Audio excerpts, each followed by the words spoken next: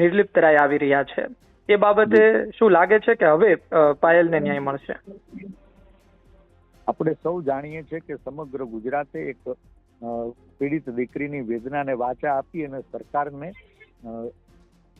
મજબૂર કરી ત્યારે દીકરીની માગણી મુજબ રાજ્ય પોલીસ વડાના નેતૃત્વ તળે એક બેહો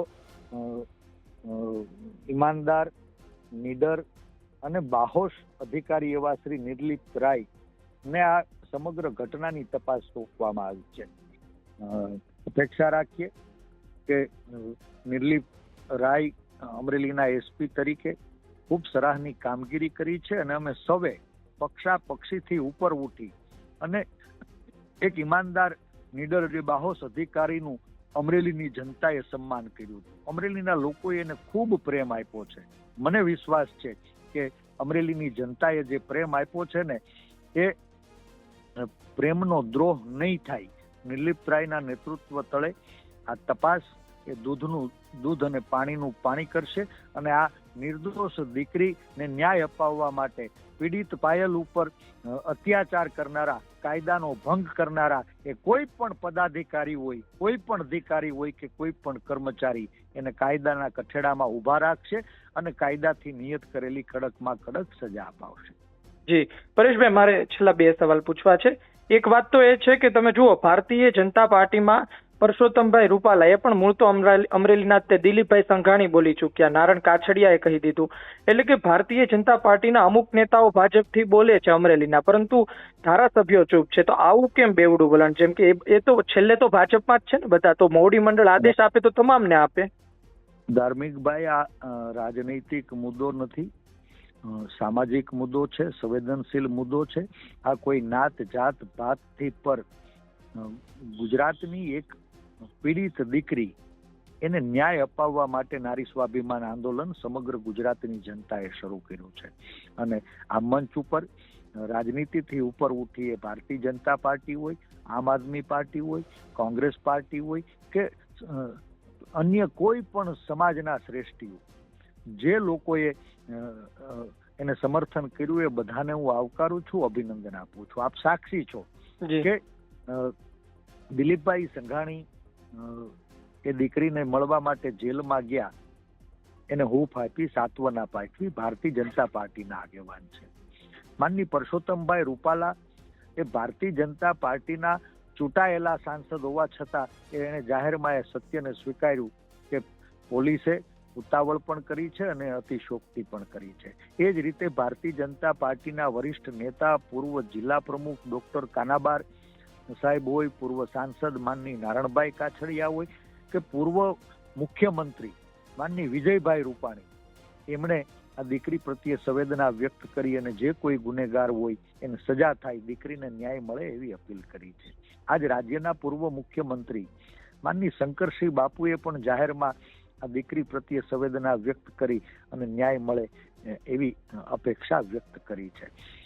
આમ આદમી પાર્ટી ના પ્રતિનિધિઓએ પણ ખુલીને આ લડાઈમાં દીકરી ને સહકાર આપ્યો.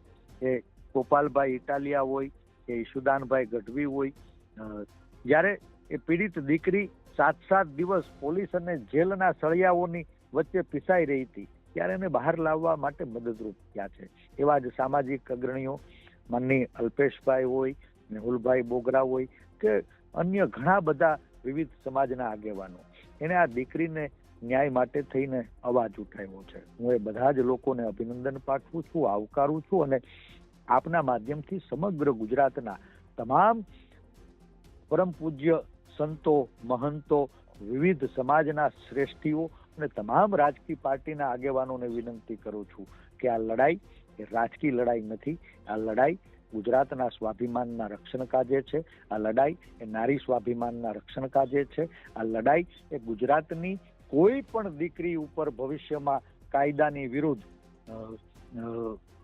ક્યાંય કાર્યવાહી ન થાય, ભવિષ્યમાં કોઈ દીકરી એને અડધી રાત્રે કોઈ ઉપાડી ન જાય, એને બિનઅધિકૃત રીતે ગોંધી ન રાખે, એની આબરૂનો જાહેરમાં વરઘોડો ન કાઢે, કોઈને પોલીસની પાટે હુવડાવીને પગમાં પટ્ટે મારે નહીં, આવી ઘટનાઓને રોકવા માટેની છે. અને મને વિશ્વાસ છે કે અમરેલીની અંદર આ ઘટના એમાં બધા જ લોકો રાજકારણથી ઉપર ઉઠી એક નિર્દોષ દીકરીને ન્યાય અપાવવા માટે નારી સ્વાભિમાન આંદોલનને આગળ ધપાવશે. એ સામાજિક મોરચે હોય, રાજકીય મોરચે હોય કે કાયદાકીય મોરચે, પરિણામ સુધી આ લડાઈને સૌ સાથે મળીને આગળ ધપાવશું.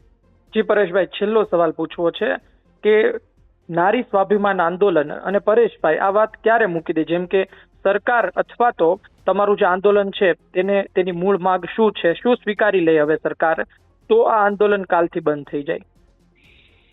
આ આંદોલન પરેશ ધાનાણીનું આંદોલન નથી. ગુજરાતની ગરિમાને પુનઃ સ્થાપિત કરવા માટેનું આંદોલન છે. આ આંદોલન એ પૂજ્ય ગાંધીના સંસ્કાર, પૂજ્ય સરદારનું સ્વાભિમાન અને પૂજ્ય બાબા સાહેબના સંવિધાનથી ચાલતી વ્યવસ્થાને પુનઃ સ્થાપિત કરવા માટેનું આંદોલન છે. આ નારી સ્વાભિમાન આંદોલન એ ના કોઈ નેતા નથી.